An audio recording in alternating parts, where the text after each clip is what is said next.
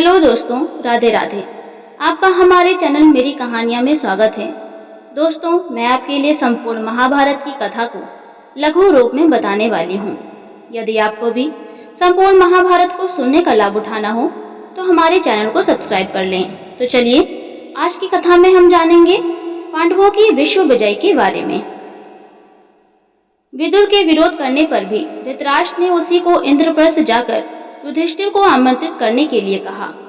साथ ही यह भी कहा कि वह पांडवों को उनकी योजना के विषय में कुछ न बताएं।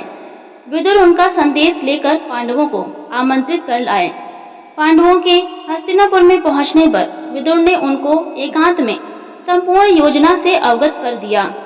तथापि युधिष्ठिर ने चुनौती स्वीकार कर ली तथा द्वित क्रीड़ा में वे व्यक्तिगत समस्त दांव हारने के बाद भाइयों को, स्वयं अपने को तथा अंत में द्रौपदी को भी हार बैठे। विदुर ने कहा कि अपने आप को दांव पर हारने के बाद युधिष्ठिर द्रौपदी को दांव पर लगाने के अधिकारी नहीं रह जाते। किंतु धृतराष्ट्र ने प्रतिकामी नामक सेवक को द्रौपदी को वहां ले आने के लिए भेजा। द्रौपदी ने उससे यही प्रश्न किया कि धर्मपुत्र ने पहले कौन सा दांव हारा है, स्वयं अपना अथवा द्रौपदी का। दुर्योधन ने क्रुद्ध होकर दुशासन भाई से कहा कि वह द्रौपदी को सभा भवन में लेकर आए। युधिष्ठिर ने गुप्त रूप से एक विश्वस्त सेवक को द्रौपदी के पास भेजा कि यद्यपि वह रजस्वला है तथा एक वस्त्र में है, वह वैसी ही उठकर चली आए। सभा में पूज्य वर्ग के सामने उसका उस दशा में कलपते हुए पहुंचना दुर्योधन आदि के पापों को व्यक्त करने के लिए पर्याप्त होगा। द्रौपदी सभा में पहुंची तो दुशासन ने उसे स्त्री वर्ग की ओर नहीं जाने दिया तथा उसके बाल खींचकर कहा, हमने तुझे जुए में जीता है अतः तुझे अपनी दासियों में रखेंगे। द्रौपदी ने समस्त कुरुवंशियों के शौर्य, धर्म तथा नीति को ललकारा और श्री कृष्ण को मन ही मन स्मरण कर अपनी लज्जा की रक्षा के लिए प्रार्थना की।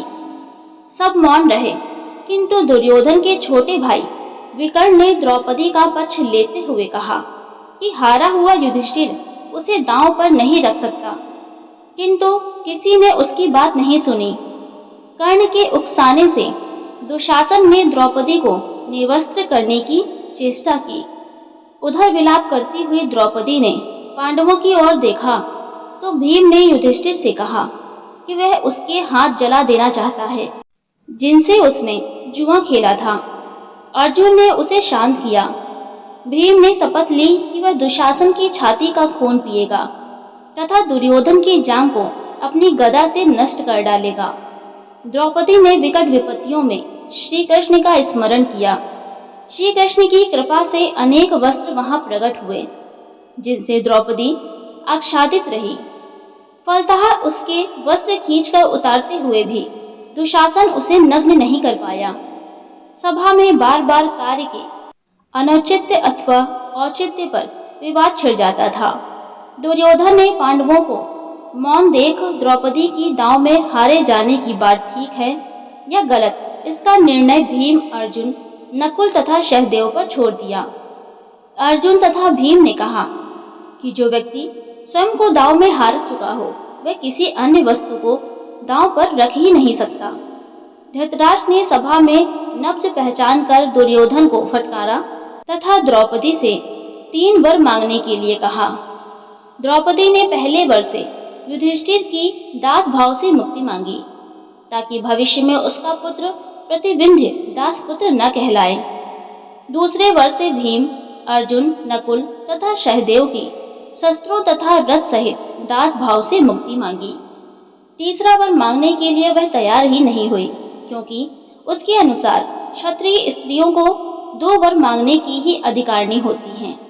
धृतराष्ट्र ने उनसे संपूर्ण विगत को भूलकर अपना स्नेह बनाए रखने के लिए कहा। साथ ही उन्हें खांडव वन में जाकर अपना राज्य भोगने की अनुमति। धृतराष्ट्र ने उनके खांडव वन जाने से पूर्व दुर्योधन की प्रेरणा से उन्हें एक बार फिर से जुआ खेलने की आज्ञा दी। यह तय हुआ कि एक ही दांव रखा जाएगा। पांडव अथवा धृतराष्ट्र पुत्रों में से जो भी हार जाएंगे वे मृग चर्म धारण कर 12 वर्ष वनवास करेंगे और 1 वर्ष अज्ञातवास में रहेंगे। उस 1 वर्ष में यदि उन्हें पहचान लिया गया तो फिर से 12 वर्ष का वनवास भोगना होगा। भीष्म, विदुर, द्रोण आदि के रोकने पर भी दूध कीड़ा हुई, जिसमें पांडव हार गए। छली शकुनी जीत गया। वनगमन से पूर्व पांडवों ने शपथ ली कि वे समस्त शत्रुओं का नाश करके ही चैन की सांस लेंगे। श्री धौम्य पुरोहित के नेतृत्व में पांडवों ने द्रौपदी को साथ ले वन के लिए प्रस्थान किया। श्री धौम्य साम मंत्रों का गान करते हुए आगे की ओर बढ़े। वे कहकर गए थे कि युद्ध में कौरवों के मारे जाने पर उनके पुरोहित भी इसी प्रकार सामगान करेंगे। युधिष्ठिर ने अपना मुंह ढका हुआ था। वे अपने क्रुद्ध नेत्रों से देखकर किसी को भस्म नहीं करना चाहते थे। भीम अपने बाहु की ओर देख रहा था, अपने बाहुबल को स्मरण कर रहा था। अर्जुन रेत बिखेरता हुआ जा रहा था, ऐसे कि भावी संग्राम में वे बाणों की वर्षा करेगा। सहदेव ने मुंह पर मिट्टी मली हुई थी, दुर्दिन में कोई पहचान ना ले। नकुल ने बदन पर मिट्टी मल रखी थी, कोई नारी उसके रूप पर आसक्त ना हो। द्रौपदी ने बाल खोले हुए थे, उन्हीं से मुंह ढककर विलाप कर रही थी। जिस अन्याय से उसकी वह दशा हुई थी, 14 वर्ष बाद उसके परिणाम स्वरूप शत्रु नारियों की भी वही दशा होगी। वे अपने सगे संबंधियों को तिलांजलि देंगी। वनवास के 12वें वर्ष के पूरे होने पर पांडवों ने अब अपने अज्ञातवास के लिए मत्स्य देश के राजा विराट के यहाँ रहने की योजना बनाई। उन्होंने वहां वेश बदला और मत्स्य देश की ओर निकल पड़े।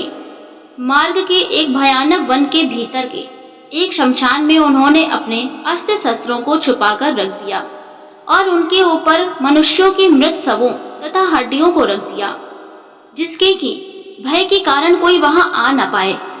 उन्होंने अपने छंद नाम भी रख लिए, जो थे जय, जयंत, विजय, जयत्नसेन और जयद्रथ। किंतु ये नाम केवल मार्ग के लिए थे। मत्स्य देश में वे इन नामों को बदलकर दूसरे नाम रखने वाले थे। राजा विराट के दरबार में पहुंचकर युधिष्ठिर ने कहा, हे राजन, मैं व्याघ्रपाद गोत्र में उत्पन्न हुआ हूँ तथा मेरा नाम कंक है। मैं द्यूत विद्या में निपुण हूँ। आपके पास आपकी सेवा करने की कामना लेकर उपस्थित हुआ हूँ। विराट बोले, कंक, तुम दर्शनीय पुरुष प्रतीत होते हो। मैं तुम्हें पाकर प्रसन्न हूँ, अतएव तुम सम्मान पूर्वक यहाँ रहो। उसके बाद शेष पांडव राजा विराट के दरबार में पहुंचे तथा बोले, हे राजाधिराज, हम सब पहले राजा युधिष्ठिर के सेवक थे। पांडवों के वनवास हो जाने पर हम आपके दरबार में सेवा के लिए उपस्थित हुए हैं। राजा विराट के द्वारा परिचय पूछने पर सर्वप्रथम हाथ में कलछी कढ़ाई लिए भीमसेन बोले, महाराज, आपका कल्याण हो। मेरा नाम बल्लभ है। मैं रसोई बनाने का कार्य उत्तम प्रकार से जानता हूँ। मैं महाराज युधिष्ठिर का रसोइया था। सहदेव ने कहा, महाराज, मेरा नाम तंतिपाल है। मैं गाय बछड़ों की नस्ल पहचानने में निपुण हूँ और मैं महाराज युधिष्ठिर की गौशाला की देखभाल किया करता था। नकुल बोले, हे मत्स्याधिपति, मेरा नाम ग्रांथिक है। मैं अश्वविद्या में निपुण हूँ। राजा युधिष्ठिर के यहाँ मेरा काम उनके अश्वशाला की देखभाल करना था। महाराज विराट ने उन सभी को अपनी सेवा में रख लिया। अंत में उर्वशी के द्वारा दिए गए शापवश नपुंसक बने, हाथी दांत की चूड़ियां पहने तथा सिर पर चोटी गूंथे हुए अर्जुन बोले, हे मत्स्यराज, मेरा नाम ब्रहन लला है। मैं नृत्य संगीत विद्या में निपुण हूँ। क्योंकि मैं नपुंसक हूँ, इसीलिए महाराज युधिष्ठिर ने मुझे अपने अंतःपुर की कन्याओं को नृत्य और संगीत सिखाने के लिए नियुक्त किया था। ब्रहन लला के नृत्य संगीत के प्रदर्शन पर मुग्ध होकर उनकी नपुंसकता की जांच करवाने के पश्चात महाराज विराट ने उन्हें अपनी पुत्री उत्तरा की नृत्य संगीत की शिक्षा के लिए नियुक्त कर लिया। इधर द्रौपदी राजा विराट की पत्नी सुदेशना के पास जाकर बोली, महारानी, मेरा नाम सैरंध्री है। मैं पहले धर्मराज युधिष्ठिर की महारानी द्रौपदी की दासी का कार्य करती थी, किंतु उनके वनवास चले जाने के कारण मैं कार्य मुक्त हो गई हूँ। अब आपकी सेवा की कामना लेकर आपके पास आई हूँ। सैरंध्री के रूप में गुण तथा सौंदर्य से प्रभावित होकर महारानी सुदेशना ने उसे अपनी मुख्य दासी के रूप में नियुक्त कर लिया। इस प्रकार पांडवों ने मत्स्य देश के महाराज विराट की सेवा में नियुक्त होकर अपने अज्ञातवास का आरंभ किया। तो दोस्तों, ये थी पांडवों के वनवास और अज्ञातवास की कथा। आपको कैसी लगी हमें कमेंट बॉक्स में जरूर बताएं। वीडियो अच्छी लगी हो तो लाइक करें, चैनल पर नए हो तो सब्सक्राइब जरूर कर लें। धन्यवाद दोस्तों।